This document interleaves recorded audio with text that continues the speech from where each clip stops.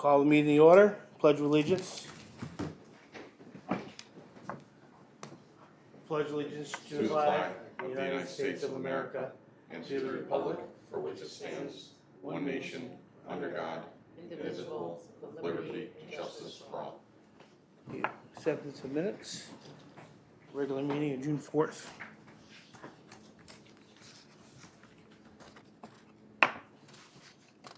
Make a motion, we accept the minutes of June 4th meeting. Second? All in favor? Aye. Bill approvals. Bill approval. MES shipments. Meter calibration equipment, 30289. Are these all last year? Yes. Okay. Yep. I believe, I'd be lying, I think there's one. I got two for 2005, but they're being paid by the town. Target Gotcha. Solutions. EJ Boughton, Rescue 115. Engine was stalling. They had to reflush the ECM module, 1165. Nathan Botting, 2 fire classes, 1 ropes, 1 building construction, 6605. Nathan Botting, New American Flags, carry belt and a case, 3,367.62. Amazon Business, patio umbrella, chainsaw sharpener, spanner wrench, 4-pin trailer connector, 184.67. Amazon Business, AC coil cleaner, AC brush, 56.18. Napa Auto, 2 headlights for tanker 115, 30.78. Comcast Business, cable bill, 11.18. EJ Fountain, Rescue 115, oil filter, oil, antifreeze, and labor, 862.09. Shock locks, cable ties, gear clamps, duct tape, deck screws, trim board, paint rollers, and a rubber hose, 478.84. Bob Bennett, reimbursement, 12 pairs of fire police gloves, 498.37. Ray Swall, reimbursement for physical, Middlesex, for Steve Darvo. Charges on his credit card, $85. MES shipments, fit test, $42.50. MES shipments, SCBA flow test, parts and repair, $356.07. American overhead doors, reset the bay door, the photo eye, and lubricated door, $239 at Company 3. Our plumbing company, Company 2, outside faucet repair, $328.30. We got from Zeppo Cleaner, $320.67. EJ Boughton, Utility 1, replace tie rods, steering linkage, and drag assembly, $1,405.87.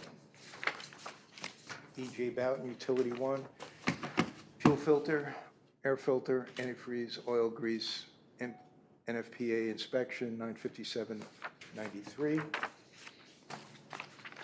Michelle Forbes, reimbursement for 2 trainings, 2024 PET CPR first aid, $113.30. That is all.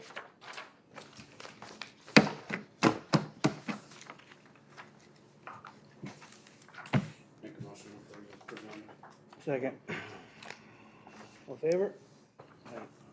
Aye. Budget recap. Budget recap. So the latest report I have is we have 56,000, well, I'll give you the whole thing. 380 to start, 580, 344 to start the year. We've spent so far 524, 218.52. We have remaining 56,125.48. However, I've got $6,645.41 in the hopper right now, which brings us down to 49,480.07. And that is what remaining. We can process our last invoice on July 30th. That's the last day. And there's $44,000 left in employee regular salaries. Right, so budget, regular employee salary. The overtime's 8,000 over, so take the two of those and balance them out, it's like 36,000. So, which probably hasn't been paid out yet or hit this, I would think. Right. So that brings that down to 10,000 or 12,000. Right. So, Gets us to the end of the month. yep. All right, good job, John. Old business.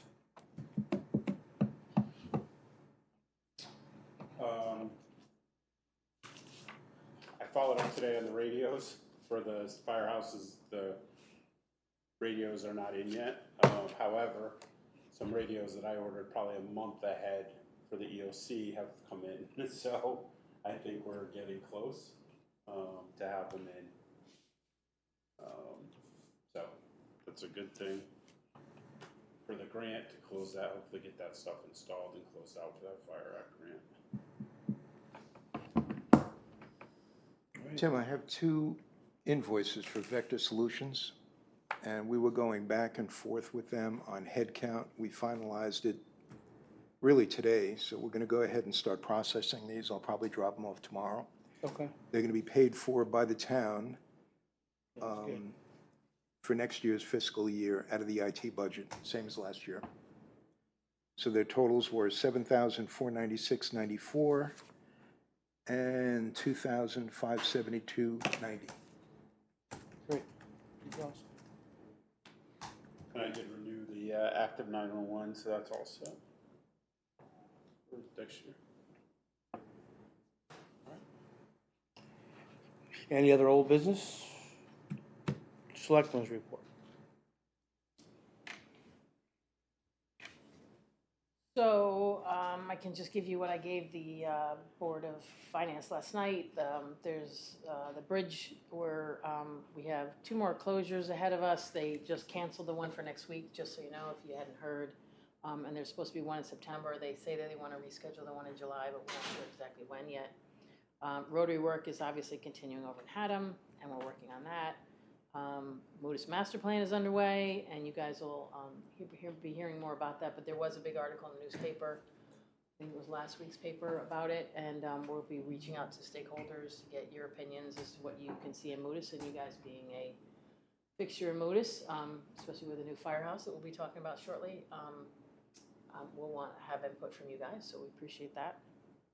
Broadband's coming along. If anybody hasn't responded to easthaddamfiber.com, again, easthaddamfiber.com. If you go to easthaddamfire.com and put in your name and your address, just putting in that you're interested in information. But if we can get 2,000 people signed up, that helps us formulate what the cost would be on a townwide basis. But we're looking for 2,000 people, so we're just about there. We're at a little over 1,700 right now, so we're getting closer. The village is they're working on some grants over there. The testing has been narrowed down to 3 consultants for the brownfields, so we'll be hearing about that. And then the TIF policy, they're coming along with that, and that should be a policy that's out there that says that maybe we can use TIF financing for infrastructure changes in Modus as well as the village, as well as maybe Four Corners. So we're trying to see if we can encompass a number of different areas in the town as opposed to just the village. The village is just not big enough to give us a whole lot of financing power, but maybe if we can combine the 3 areas, even though they're not contiguous, maybe they'll still do it. So we're looking into that. But in the meantime, what we want to do is at least put a TIF policy on the books to say we're open, we want developers to come in, we're interested in having people engage with us and see if we can get some other developers. Mr. Riley has absolutely 100% pulled out.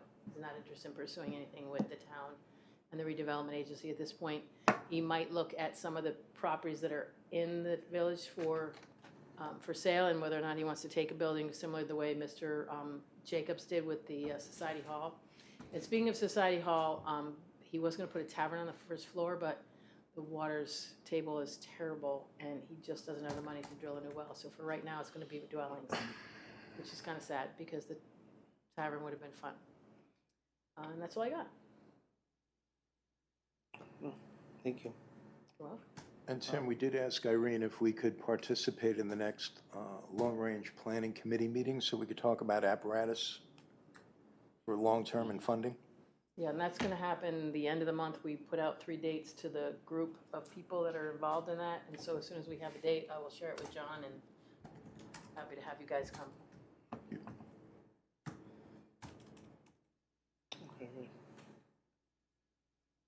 Visitors' participation.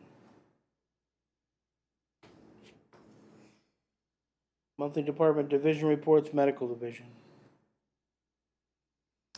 So we are still waiting on a ruling from DPH as far as that application goes. We had an open house meeting on June 6th that went very well. We're on track for our October 12th second annual open house that will be tentatively at Company 2 as long as we keep moving forward with that. Next meeting is going to be on July 29th at Company 1, 1800 hours. We do have a membership potluck breakfast that's going to be scheduled for August 8th. That's on a Sunday morning. Last one went very well. We have an EMT class that's in progress in town right now, which we have 6 members participating in that class. That's going very well. They should be finished in September. And our July medical division training will be on splinting, and it will be on July 17th. That's it. Fire marshal's report. Fire police division report. I think they got new gloves. Junior division report. You sent that over, so I think, find it here. There was one junior, it looks like they resigned on the EMS side. Training on 620 was a rehab station, basic first aid, CPR, AED, and Lucas use. The 2 juniors on the fire side are very active. They're attending many trainings and calls as possible within their schedules. Junior Kennedy on the EMS side has had a few meetings so far about lack of attendance and participation. We are attempting to work with her due to the exhausting life circumstances or extenuating life circumstances, but it may eventually come down to being a right fit for her at the time. Recruitment for juniors is low, not much interest showing up at the age of town, this age group in town. Junior bylaws to be proposed at the 7-2 meeting, and I'll let you know, let me know if any other information. So, that was all. Okay, great. Recruitment division report. Yeah, let me just have it open. Back to it.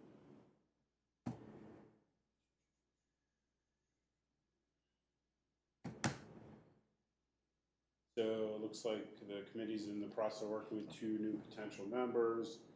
Articles continuing East Haddam News. It's been a pleasure working with the new editor, Pete. An article will appear in the summer fall of M Magazine. Rollout of the edition will be late October 24. The Siren 3rd installment was delivered Community in East Haddams at the end of May. The 4th installment will be in the paper end of August. Sign out in front. Company 1 continues to be updated with news, events, positive information for the community, with mostly positive feedback. The community generally is pleased and looks forward to seeing the new information. All right, good job. Good. Special events report. Fire chief report. All right, from a training standpoint, our quarterly drill schedule has been completed by myself and Deputy Swoll and the training committee. Captain Kyle Moses has applied for an in-house firefighter 2 and aerial operations class. We're still waiting on Middlesex County Fire School for a response for that. Lieutenant Boynton attended an OSHA NFPA class on 6/28. He'll be providing us with information on the new OSHA requirements. Lieutenant Minor has secured dates for ATV training with Northeast EVOC. And from a maintenance and equipment standpoint, the preventative maintenance schedule has been created by Captain Swoll. Tanker 115, a couple anomalies. New tires will be added to that. Engine 415 has 1 rear warning light out, which Captain Neil Mosig is working on. Rescue 115 is back in service from Boughton with an electrical issue. It has now been resolved. Ranger 15, the career staff will be bringing that piece to Motorsports Nation. They did that yesterday for its inspection. Hose and ladder testing. Top Rung will be utilized as our vendor and they'll be conducting inspections on October 9th. The utility trucks, Captain Swoll will now be in charge of those vehicles. Brush truck, the updated spec has been sent to Commissioner Mansfield, I'm told, and he will be placing that in the RFP format.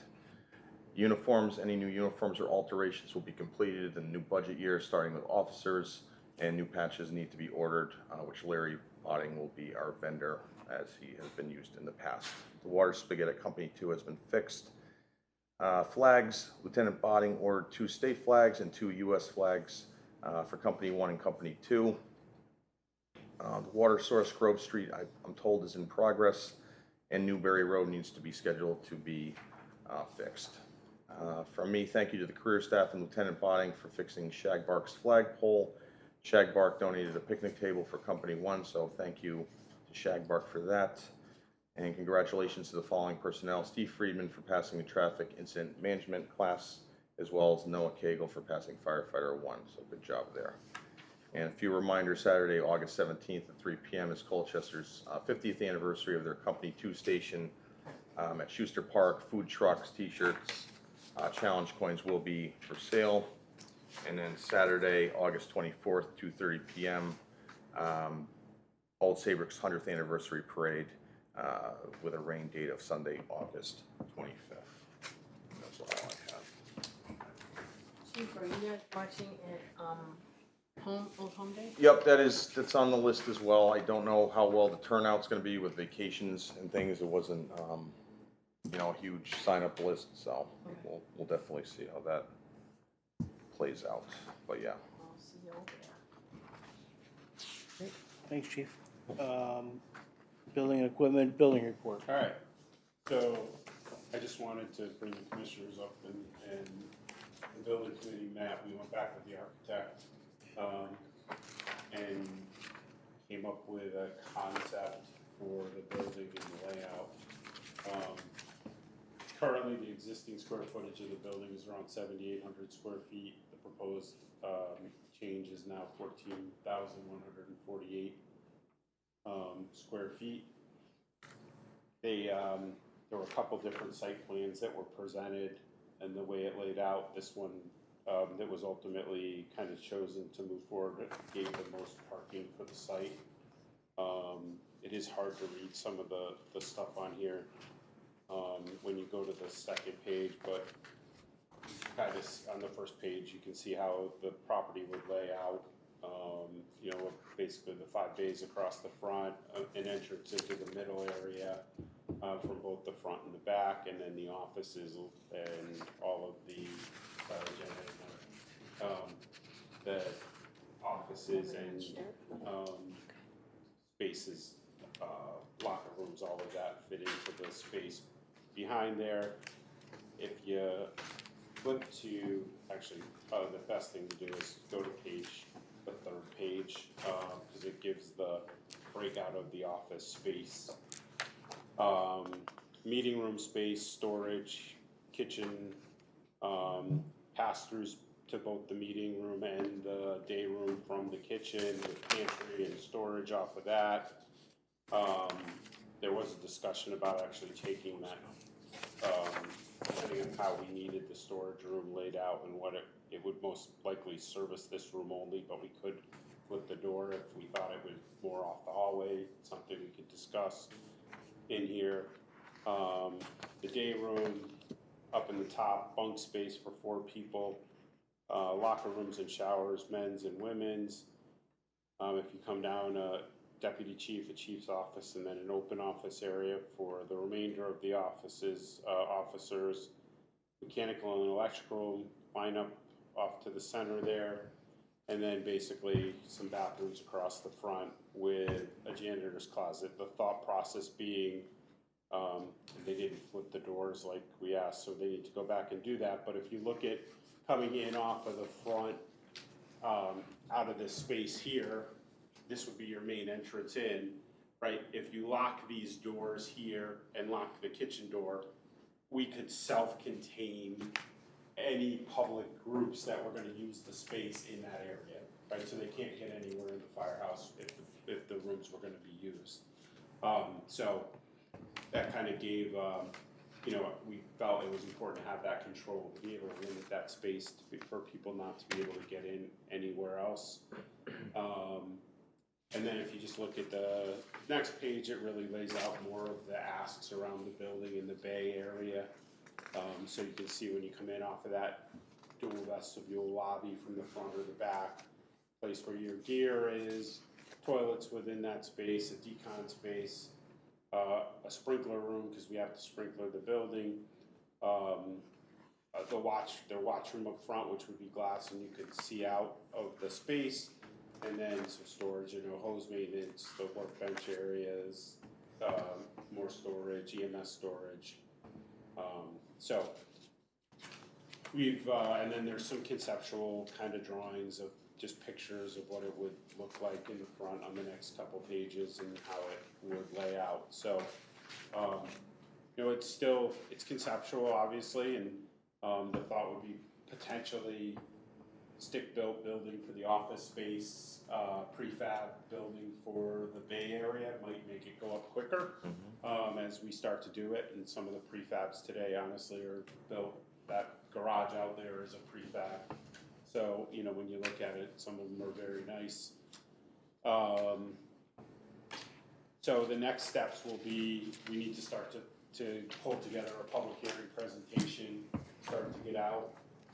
You know, look for feedback, Ryan, from your groups. And if there's little tweaks we want to make to the plan, but I think they've done pretty well trying to get the things that were asked for into a space that is going to be digestible to the town, hopefully. It's very impressive. It looks really good, so great job there. Yeah, it was good work by the committee. Yeah, it's really time that, you know, the town looks at something like this that's gonna be sustainable for the years to come, so, great job. So, we'll let you know, when the public hearing is gonna be. Obviously, we'll want some folks showing up and some support at the public hearing, for sure.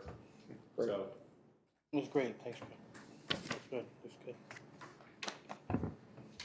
That's what I see. We talked about fire equipment and maintenance, we talked about radios, right? Radio, correspondence, I mean, any new business? New business? No. All right, adjournment, Motion to adjourn. so move. second?